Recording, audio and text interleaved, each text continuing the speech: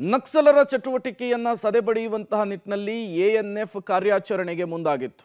ಈ ಕಾರ್ಯಾಚರಣೆಯಲ್ಲಿ ಇಬ್ಬರು ನಕ್ಸಲರನ್ನ ಬಲಿ ಹಾಕಿದ್ದಾರೆ ಅನ್ನುವಂತಹ ಮಾಹಿತಿ ಸಿಗ್ತಾ ಇದೆ. ಉಡುಪಿಯ ಹೆಬ್ರಿ ತಾಲೂಕಿನಲ್ಲಿ ನಕ್ಸಲರ ಎನ್ಕೌಂಟರ್ ಆಗಿರುವಂತಹದ್ದು. ನಕ್ಸಲರ ನಾಯಕ ವಿಕ್ರಮ್ ಗೌಡ ಎನ್ಕೌಂಟರ್ ಆಗಿದ್ದಾರೆ. ಎಎನ್ಎಫ್ ಮತ್ತು ಪೊಲೀಸರ ಕಾರ್ಯಾಚರಣೆಯಲ್ಲಿ ವಿಕ್ರಮ್ ಗೌಡ ಹತ್ಯೆಯಾಗಿದೆ. ಕಬ್ಬಿನಾಲೆ ಅರಣ್ಯ ಪ್ರದೇಶದಲ್ಲಿ ಗುಂಡೇಟಿಗೆ ವಿಕ್ರಮ್ ಗೌಡ ಬಲಿಯಾಗಿದ್ದಾನೆ. ವಾರದ ಹಿಂದಷ್ಟೇ ಕಾಡಂಚಿನ ಗ್ರಾಮಕ್ಕೆ ನಕ್ಸಲರ ಗ್ಯಾಂಗ್ ಬಂದಿತ್ತು. ವಾರದಿಂದಲೂ ಕೂಡ ನಕ್ಸಲರನ್ನ ಸದೆಬಡಿಯೋದಕ್ಕೆ, ನಕ್ಸಲರನ್ನ ಬುಡ ಸಮೇತ ಕಿತ್ತೊಗೆಯೋದಕ್ಕೆ ಎಎನ್ಎಫ್ ಮತ್ತು ಪೊಲೀಸರು ನಿರಂತರ ಕಾರ್ಯಾಚರಣೆಯನ್ನ ಮಾಡ್ತಾ ಇದ್ರು. ಬೆಳಗ್ಗಿನ ಜಾವ ಗುಂಡಿನ ಕಾಳಗವಾಗಿದೆ ನಕ್ಸಲರು ಮತ್ತು ಎಎನ್ಎಫ್ ಟೀಮ್ ನಡುವೆ. ಈ ಸಂದರ್ಭದಲ್ಲಿ ನಕ್ಸಲರ ನಾಯಕ, ಎರಡು ರಾಜ್ಯಗಳಲ್ಲಿ ನಕ್ಸಲ್ ಚಟುವಟಿಕೆಗಳಲ್ಲಿ ಗುರುತಿಸಿಕೊಂಡಿದ್ದಂತಹ ವಿಕ್ರಮ್ ಗೌಡ ಅವರನ್ನ ಹತ್ಯೆಗೈದಿದ್ದಾರೆ ಪೊಲೀಸರು ಅನ್ನುವಂತಹ ಮಾಹಿತಿ ಸಿಗ್ತಾ ಇರುವಂಥದ್ದು. ವಾರದ ಹಿಂದಷ್ಟೇ ಇದೇ ನಕ್ಸಲರ ಗ್ಯಾಂಗು ಕಾಡಂಚಿನ ಗ್ರಾಮಗಳಿಗೆ ಭೇಟಿ ಕೊಟ್ಟಿತ್ತು, ಅಲ್ಲಿ ಊಟವನ್ನ ಮಾಡಿತ್ತು, ಬಂದೂಕನ್ನ ಬಿಟ್ಟು ಅಲ್ಲಿಂದ ಹೋಗಿತ್ತು. ಅದಾದ ಮೇಲೆ ಇದೇ ನಕ್ಸಲರ ವಿಚಾರಕ್ಕೆ ಸಂಬಂಧಪಟ್ಟಂತೆ ಪೊಲೀಸರು ಇನ್ವೆಸ್ಟಿಗೇಷನ್ ಅನ್ನು ಚುರುಕುಗೊಳಿಸಿದ್ರು.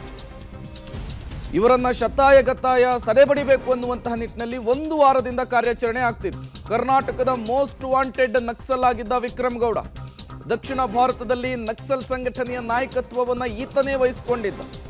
ರಾಜ್ಯದ ನಕ್ಸಲ್ ನಾಯಕ ಅಂತ ಕೂಡ ಗುರುತಿಸಿಕೊಂಡಿದ್ದ ವಿಕ್ರಮ್ ಗೌಡ 20ಕ್ಕೂ ಹೆಚ್ಚು ಪ್ರಕರಣಗಳಲ್ಲಿ ಈತ ಪೊಲೀಸರಿಗೆ ಬೇಕಾಗಿದ್ದ. ಕಳೆದ 20 ವರ್ಷಗಳಿಂದಲೂ ಕೂಡ ನಕ್ಸಲ್ ಚಟುವಟಿಕೆಯಲ್ಲಿ ತನ್ನನ್ನು ತಾನು ತೊಡಗಿಸಿಕೊಂಡಿದ್ದ. ಕೇವಲ ಕರ್ನಾಟಕ ಮಾತ್ರವಲ್ಲ, ತಮಿಳುನಾಡಿನ ನಕ್ಸಲರ ಜೊತೆಗೂ ಕೂಡ ಈತ ನಂಟನ್ನ ಹೊಂದಿದ್ದ. 3 ಬಾರಿ ಕರ್ನಾಟಕ ಪೊಲೀಸರಿಂದ ಈತ ತಪ್ಪಿಸಿಕೊಂಡಿದ್ದ. ಕಳೆದ ವರ್ಷ ಕೇರಳ ಪೊಲೀಸರಿಗೂ ಕೂಡ ಚಳ್ಳೆಹಣ್ಣು ತಿನ್ನಿಸಿದ್ದ ಇದೇ ವಿಕ್ರಮ್ ಗೌಡ. ಈ ಮೋಸ್ಟ್ ವಾಂಟೆಡ್ ನಕ್ಸಲರನ್ನ ಈಗ ಎಎನ್ಎಫ್ ಟೀಮ್ ಹೊಡೆದುರುಳಿಸಿರುವಂಥದ್ದು.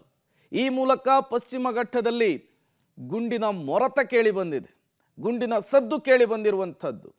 ಈ ಮೂಲಕ ಶತಾಯಗತಾಯ ಹಲವು ವರ್ಷಗಳ ಬಳಿಕ ಚಿಗುರೊಡೆದಂತಹ ನಕ್ಸಲ್ ಸಂತತಿಯನ್ನ ಸದೆಬಡಿಯುವಂತಹ ನಿಟ್ಟಿನಲ್ಲಿ ಪೊಲೀಸರು ಮತ್ತು ಎಎನ್ಎಫ್ ಟೀಮ್ ಮಿಂಚಿನ ಕಾರ್ಯಾಚರಣೆಯನ್ನು ನಡೆಸಿರುವಂಥದ್ದು.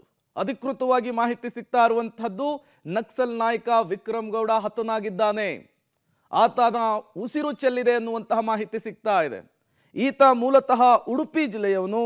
ಮೊದಲು ಕಾರ್ಮಿಕ ಸಂಘಟನೆಯಲ್ಲಿ ಗುರುತಿಸಿಕೊಳ್ತಾನೆ, ತದನಂತರ ಈತ ನಕ್ಸಲ್ ನಾಯಕನಾಗಿ ಗುರುತಿಸಿಕೊಳ್ಳುವಂತಹ ಕೆಲಸ. 20 ಕೇಸ್ಗಳಲ್ಲಿ ಪ್ರಮುಖ ಆರೋಪಿಯಾಗಿದ್ದಾನೆ. ಬರೀ ಕರ್ನಾಟಕ ಪೊಲೀಸರು ಮಾತ್ರ ಅಲ್ಲ, ಕೇರಳ, ತಮಿಳುನಾಡು ಪೊಲೀಸರು ಕೂಡ ಈತನಿಗಾಗಿ ತುಂಬಾ ಹುಡುಕಾಟವನ್ನು ನಡೆಸ್ತಾ ಇದ್ರು. 20ಕ್ಕೂ ಹೆಚ್ಚು ಪ್ರಕರಣಗಳಲ್ಲಿ ಬೇಕಾದಂತಹ ವ್ಯಕ್ತಿ ಈತ ನಕ್ಸಲ್ ಚಟುವಟಿಕೆಯಲ್ಲಿ ಗುರುತಿಸಿಕೊಂಡು ನಕ್ಸಲ್ ನಾಯಕನೂ ಕೂಡ ಆಗಿದ್ದ. ಈಗ ಆತನನ್ನ ಬಲಿ ಹಾಕಿದ್ದಾರೆ ಎಎನ್ಎಫ್ ಟೀಮ್.